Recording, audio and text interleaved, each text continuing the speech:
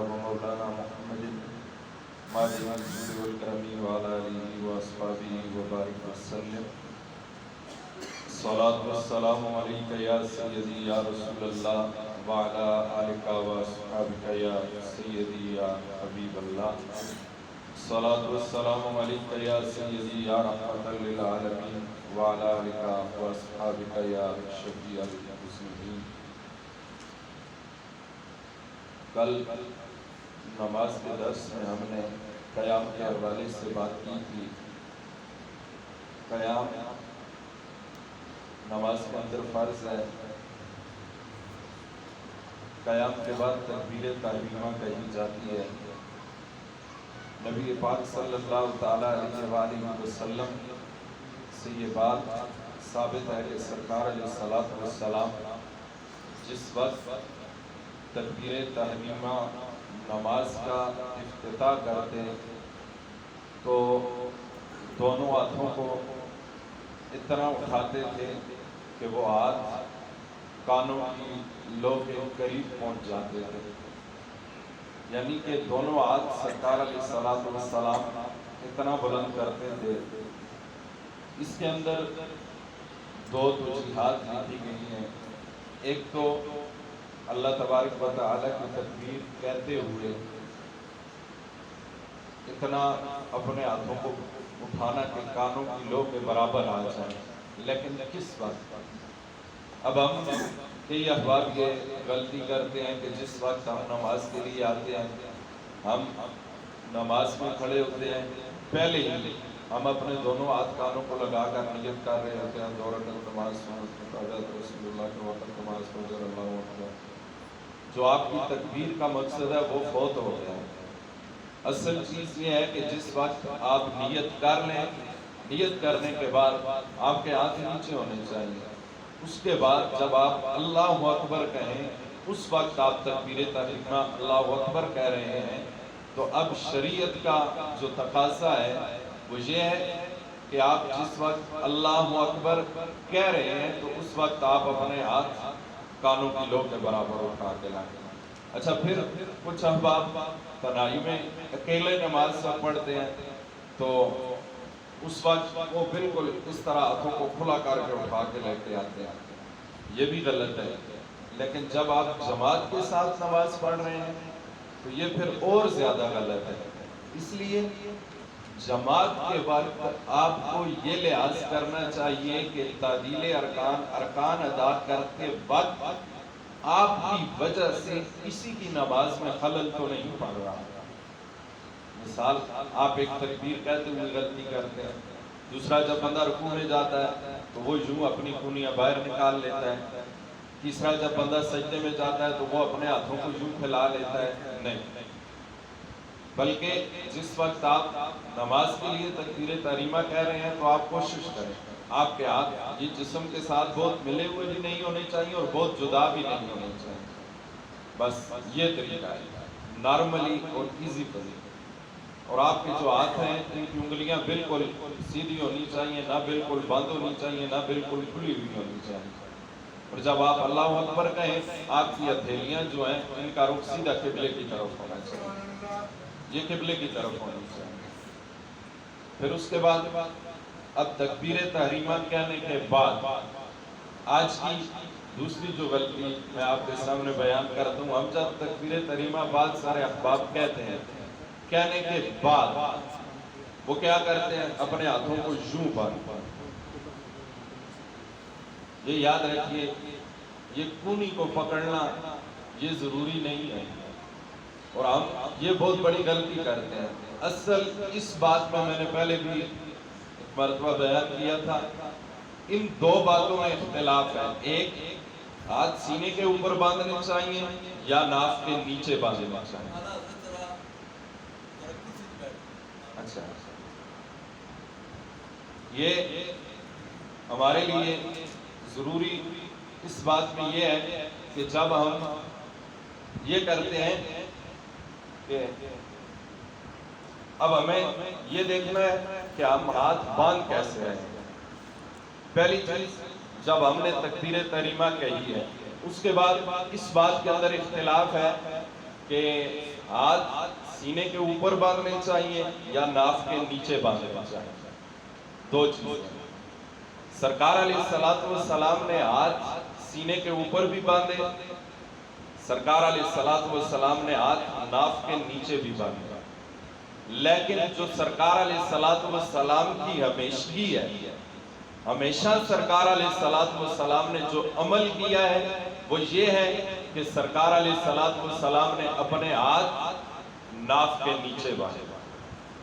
اب یہ جو سرکار علیہ السلام نے ایک مرتبہ یا دو مرتبہ ہاتھ سینے کے اوپر باندھے ہیں، تمام فقہائے کرام نے یہ بات لکھی ہے کہ اس کو بطور تعلم عورتوں کے لیے سرکار علیہ السلام نے بطور تعلیم سے بیان کیا ہے کہ جب سرکار علیہ السلام نے ہاتھ کو سینے کے اوپر باندھا ہے۔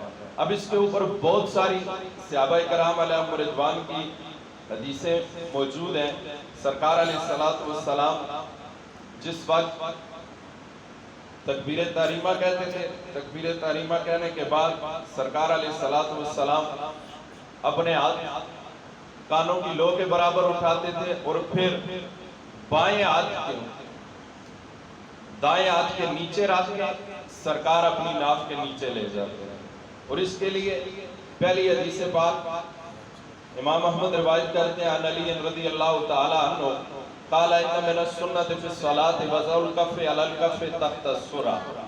حضرت علی رضی اللہ تعالی عنہ آپ بیان کرتے ہیں کہ نماز میں سنت یہ ہے کہ ہتھیلیوں کو ہتھیلیوں پر ناف کے نیچے رکھا جائے۔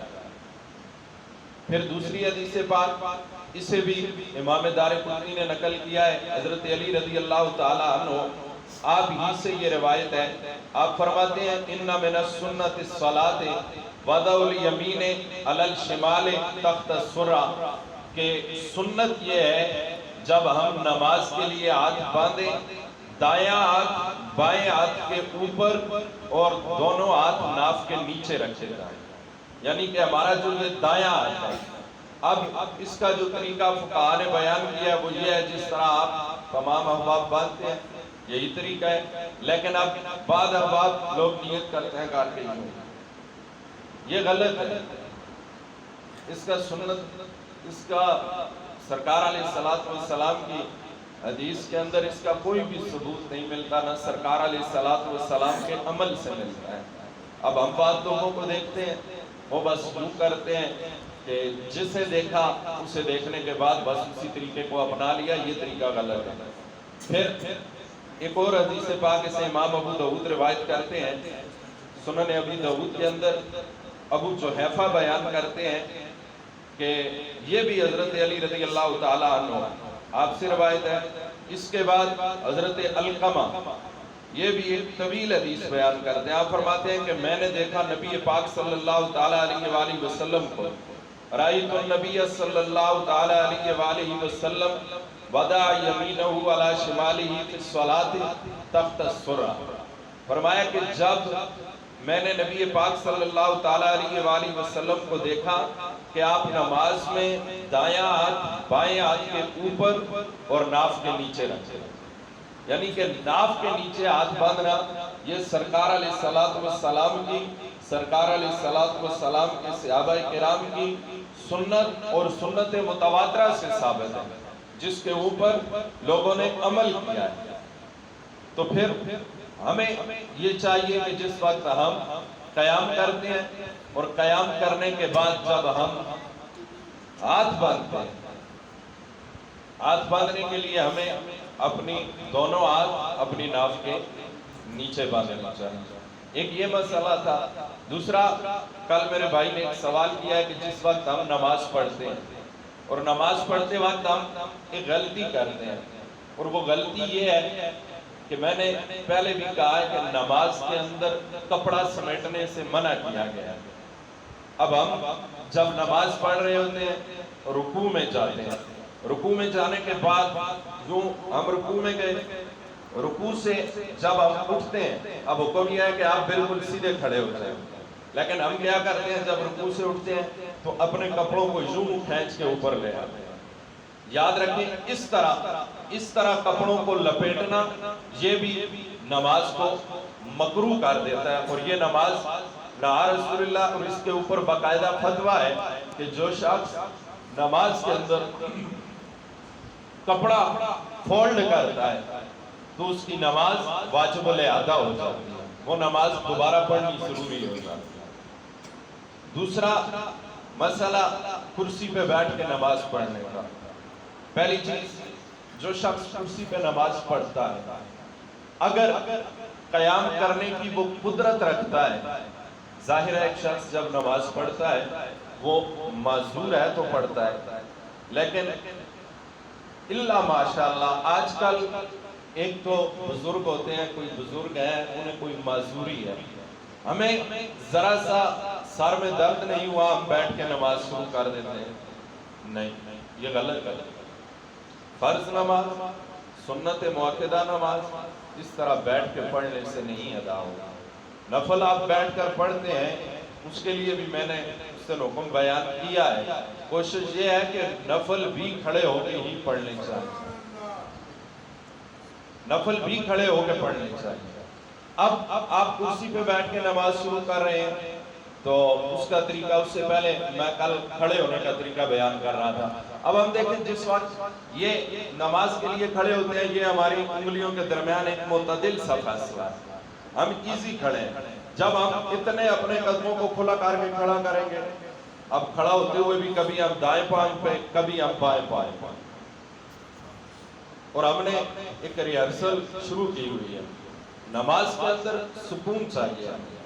پھر جو شخص بیمار ہے اور وہ کرسی پہ بیٹھ کے نماز پڑھ رہا ہے، تو جب وہ نماز شروع کرے، اگر اتنی طاقت ہے، کم از کم زیادہ نہیں، تو وہ اتنی مقدار کھڑا ہو کہ ثنا امام کے ساتھ پڑھ لے امام کے پیچھے، یا سورہ فاتحہ کی قرأت، یا کم از کم 3 مرتبہ سبحان اللہ کہنے کے برابر اسی بھی کھڑا ہو جائے۔ ثنا پڑھنے کے بعد اب امام صاحب نے قرأت شروع کی، اگر وہ کھڑا ہونے کی ہمت اور طاقت نہیں رکھتے تو وہ کرسی پہ بیٹھ جائے۔ لیکن پہلی کوشش یہ ہونی چاہیے کہ اگر کھڑے ہونے کی قدرت ہے تو کم از کم جتنی دیر جسم اجازت دیتا ہے ضرور کھڑے ہوں۔ اس کے بعد جب کرسی پہ بیٹھ کے آپ نماز پڑھ رہے ہیں، آپ رکوع کرنا ہے، اب آپ رکوع کرتے وقت یہ پہلی غلطی اپنے ہاتھ آگے لے جاتے ہیں، یہ نہیں کرنا چاہیے، اس طرح ہاتھ ادھر ہی رہنے چاہیے۔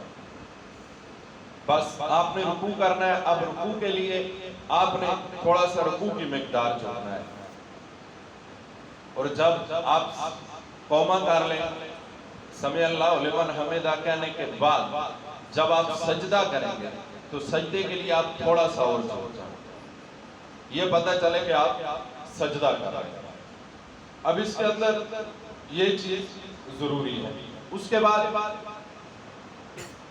نماز کے اندر ثنا پڑھنا یہ سنت ہے، سورہ فاتحہ پڑھنا یہ فرض ہے، ساتھ کوئی بھی سورت ملانا یہ واجب ہے۔ اب امام کے ساتھ جب آپ نماز پڑھ رہے ہیں، چاہے نماز سری ہو یا جاری ہو، سری اور جاری سے مراد یہ ہے، ایک وہ نماز ہے جس کے اندر امام اونچی قرأت کرتا ہے، اسے جاری نماز کہتے ہیں، فجر کی نماز، مغرب کی نماز، عشاء کی نماز اور جمعۃ المبارک کی نماز۔ اور اس کے بعد سری نماز جس طرح ظہر کی نماز ہے، عصر کی نماز ہے، آپ امام کے پیچھے نماز پڑھ رہے ہیں، چاہے سری ہے چاہے جاری ہے، تکبیر انتقالات جس طرح امام کہے گا اللہ اکبر اللہ اکبر اللہ اکبر، آپ نے بھی کہنی ہے۔ سجدے کی تکبیریں ہیں، رکوع کی تکبیر ہے، رکوع سے سیدھا جب قومے کی طرف آتے ہیں امام کہے گا سمع اللہ لمن حمدہ، مقتدی کہیں گے ربنا ولک الحمد۔ لیکن امام کے ساتھ ثنا پڑھنے کے بعد آپ کوئی بھی قرأت نہیں کر سکتے، نہ سورہ فاتحہ پڑھ سکتے ہیں، نہ سورت کو ظاہر امام جب قرأت کر رہا ہوتا ہے۔ اب کچھ لوگ یہ بھی کہتے ہیں کہ جس نے سورہ فاتحہ نہیں پڑھی اس کی نماز نہیں ہوئی۔ سورہ فاتحہ پڑھنا ضروری ہے، لیکن جو شخص تنہا نماز پڑھ رہا امام کے لیے یہ مقتدی کو یہ قاعدہ بیان کر دیا گیا ہے، قراءۃ الامام قراءۃ لہ، امام کی قراءت ہی مقتدی کی قراءت ہے۔ اور جماعت کا ایک مقصد ہے، اگر امام کے پیچھے کھڑے ہو کر بھی ہم نے اپنی ہی قرات کرنی ہے، اپنی ہی جناب والا پیچھے نماز پڑھنی ہے، تو پھر امام کے ساتھ نماز پڑھنے کا کوئی فائدہ نہیں۔ اس مسئلے کے اوپر انشاءاللہ کل میں سرکار علیہ السلام کی بہت ساری حدیث آپ کی خدمت میں عرض کروں گا۔ دوسرا ایک اہم مسئلہ، میں ابھی عصر کے وقت آیا، اذان سے 10 منٹ پہلے، وہ احباب کچھ وضو کر کے آئے ہوئے لیکن وہ سوئے ہوئے، اٹھ کے انہوں نے اسی طرح نماز پڑھ دی۔ حالانکہ میں نے اشارہ بھی کیا، میں نے کہا اٹھے نا، اذان ہو گئی ہے، وضو کر کے آئے، نماز پڑھ۔ وضو کرنے کے بعد آپ بیٹھے، یاد رکھیں سونا صرف یہ کائنات کے اندر نبی پاک صلی اللہ تعالیٰ علیہ وآلہ وسلم کا خاصہ مبارک تھا کہ آپ اگر سوتے تھے تو سونے کے بعد اٹھ کر اسی وضو سے نماز پڑھ لیتے تھے، اور آپ فرماتے تھے کیوں؟ یہ اللہ تبارک و تعالیٰ نے خاصہ مجھے عطا کیا ہے، تنام عینیا ولا ینام قلبی، میری آنکھیں تو بند ہو جاتی ہیں، میرا دل جاگتا رہے۔ یہ صرف سرکار کا خاصہ ہے۔ اب ہمارے لیے یہ فقہاء کرام نے بیان کیا، آپ نے وضو کیا، اس کے بعد آپ مسجد میں آئی یا آپ کہیں بھی ہیں، سفر میں ہیں، اب آپ دو چیزیں دیکھیں، ایک انسان بغیر کسی ٹیک کے بیٹھا ہوا ہے تو وہ اپنے جسم کو مستقیم رکھنے کی کوشش کرے گا، اگر اسے اونگ آئے گی، جھٹکا لگے گا تو وہ اپنے آپ کو سنبھالنے کی کوشش کرے گا، لیکن جب اس نے ٹیک لگائی ہوئی ہے، اب اسے نیند آ گئی ہے، اونگ آ گئی ہے، بس ٹھیک ہے، وہ ادھر ہی سے ہو جائے۔ اب اس کی مقدار کتنی ہے؟ مقدار یہ ہے کہ آپ یہ سوچیں کہ آپ کی اونگ نے آپ کو دائیں بائیں سے بے خبر کر دیا ہے، تو اب آپ کا وضو یہ ضروری نہیں کہ آپ کے جسم سے ہوا ہی خارج ہوگی تو آپ کا وضو ٹوٹے گا، اب آپ ایسا کوئی عمل کریں گے تو آپ کا وضو ٹوٹے گا نہیں۔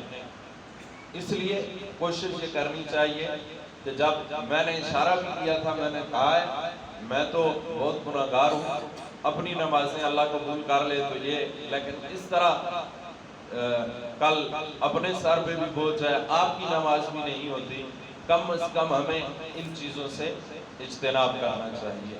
اس کے بعد ایک اور مسئلہ، کل میرے بھائی پوچھ رہے تھے کہ روزے کی حالت میں منہ سے خون آ جائے، ہونٹ سے خون آ جائے، میں نے یہ بات پہلے بھی بیان کی ہے، ایک چیز یاد رکھیں، ہونٹ سے خون آئے، آپ کے جسم پہ کوئی دانہ ہے اس سے پیپ نکلے یا خون آئے، اس سے وضو ٹوٹتا ہے، روزے پہ کوئی فرق نہیں پڑی، روزہ آپ کا قائم ہے۔ ہاں بعد اوقات بندے کے اختیار میں ہے، بندے کے ہونٹ سے خون آیا، اس نے اسے چوس لیا یا نکل لیا، الگ سے نیچے اتر گیا، تو وہ روزے کو فاسد کر دیتا ہے، لیکن اگر خود بخود خون نکل آیا اور وہ منہ کے اندر بھی نہیں گیا، آپ نے اسے بال پھونک دیا ہے، نکلا نہیں ہے، الگ سے نیچے نہیں گیا ہے، تو آپ کے روزے کے اوپر کوئی بھی فرق نہیں پڑے گا۔